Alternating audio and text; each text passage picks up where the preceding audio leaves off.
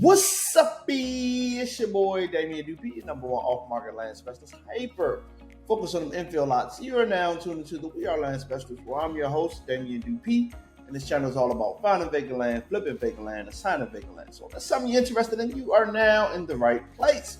If this is your first time here, I want to welcome you. Thank you so much for checking out my content. Listen, I don't take this lightly or for granted. Appreciate your time. Listen, please consider liking, commenting, sharing, and subscribing. I will greatly appreciate that. All right, ladies and gentlemen, today we're going to be talking about hunting and what happened when you run into this problem. I'm going to play this recording for you. 1 second. Bueno.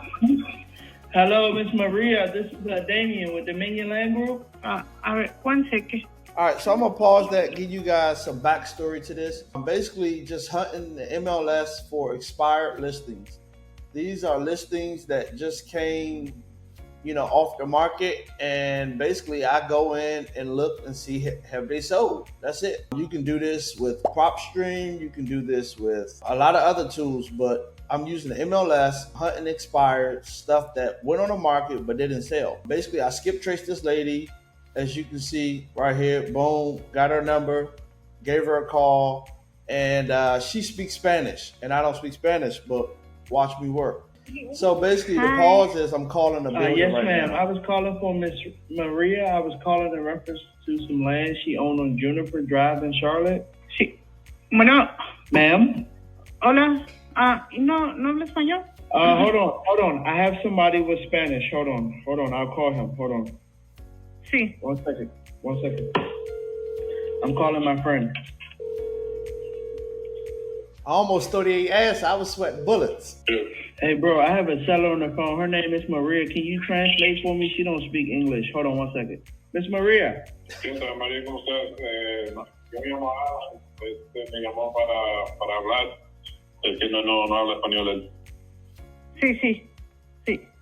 So he basically asking her, do she want to sell her a lot? She said, C. Motivation, baby. Yeah. Oh, let me play that. All right, hold on. All right, what you want to ask, Amy?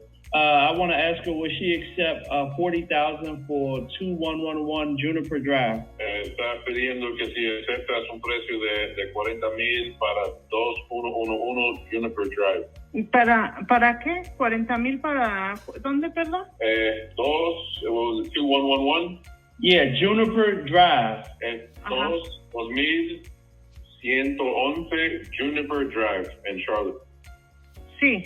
¿Qué me está ofreciendo? $40,000. Órale, sí, se los acepto. All right, so I'm going to pause, ladies and gentlemen, because I don't want to bore you. She says yes. So basically, as you can see, she said yes, she want to sell. That's the most important words you want to hit. Yes. She did say yes to the 40,000. I'm actually getting ready to send the offer right now. So I shot this video to basically show you guys there is opportunities out here. And I just revealed to you my second favorite strategy, okay? All right, this strategy is going after expired or withdrawn or temporarily off-market listings. Hear me out.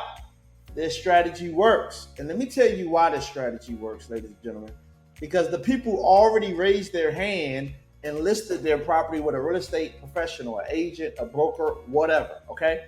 And unfortunately, at that time, when that property was listed, it didn't sell. It could be for a number of reasons, but your job is to figure out why and to make an offer and to do a deal. So as you can see, this is the listing right here. It came off, they had a listing for 58 days. It came off the market 3/14/2023. Okay, it does have water and sewer. There is a survey variance here that I didn't pay no attention to. And I got to send this to my builder because I already kind of shopped this out. And already got, actually the guy who called for me, ladies and gentlemen, he's the person that's going to buy it from me. All right, so let's continue with the call. Okay, how do I get her an offer? Me está pidiendo cómo te puede mandar la oferta, como el contrato. ¿Tienes email o...? Sí, cómo tengo mi email. Es ¿Tú crees que le Elena. puedes directamente a él? Sí se lo puedo mandar a este número que me está llamando. Bro, you call from your cell phone, right? Yes. She's going to text you her email. Oh, this number that I call from don't receive text, so crap. ¿Cuál es el correo electrónico, señor? Mi correo es Elena, sin H, Elena All right, so we're getting the email 74, right here. That's what we're doing right now. We're getting the email. arroba iClub.com. And one thing I've noticed from this ¿El call, apellido qué fue? let me pause this. One thing I noticed from this call is she jumped right on the 40,000. Do you see that? So that let me know I offered too much. You hear me? I might could sell this lot for 50, 55, 60, somewhere around there. So it's definitely a 10 piece on there for sure. But it might be a 15 or 20 piece depending on how my guy gonna treat me. But what I'm trying to say is, ladies and gentlemen, she hopped right on the 40,000. And what I tried to do is come in under what she had it listed for. She had it listed for basically 50, I want to say 50,000, okay? But she hopped right on the 40, so that let me know I should have came in at like 30, you hear me? Because there would have been more room on it to negotiate. But long story short, the property is assessed at $33,300. I don't count my money before it closed. This is just a deal that I will get. I will put in escrow and keep it moving. But I want you to take 3 things away from this. The first thing is always be hunting. You hear me? It's a lifestyle. If you ain't doing, 40, 50, 60, $70,000 a month in your land business, that means you probably could be hunting to get to that point. Because basically, hunting allows you to use your time when you don't have money and to find opportunities. 2 biggest takeaway I want you to take away with this is have access to people who speak different languages. Very, very important, especially Spanish. As you can see, I couldn't have done this deal if I didn't have a friend or a relationship with someone who I was able to get on the phone just like that spoke Spanish. And 3, most important thing of all this I just said, ladies and gentlemen, is if you don't work, you don't eat. Hear me out. If you don't work, you don't eat. So you got to be working. You got to be on it. You got to be diligent. Listen, this business, a lot of people, I hear this statement, and it makes me laugh every time I hear it.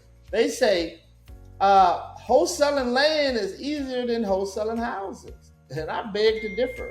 And the reason why I say, because land has its own complexities to it. It has its own variables. And I would say they just about the same. The only difference is there's no tenants, there's no termites, there's no toilets. You don't have to go see the property. You don't have to put a lockbox on it. You probably won't have to order a payoff, if you will. But at the end of the day, you got to be working. So if you're not making bread in your land business, how many hours are you committing? Drop a comment down low. Love you people, man. Salute, salute, salute. I'm gone like the wind. Till the next time. See ya.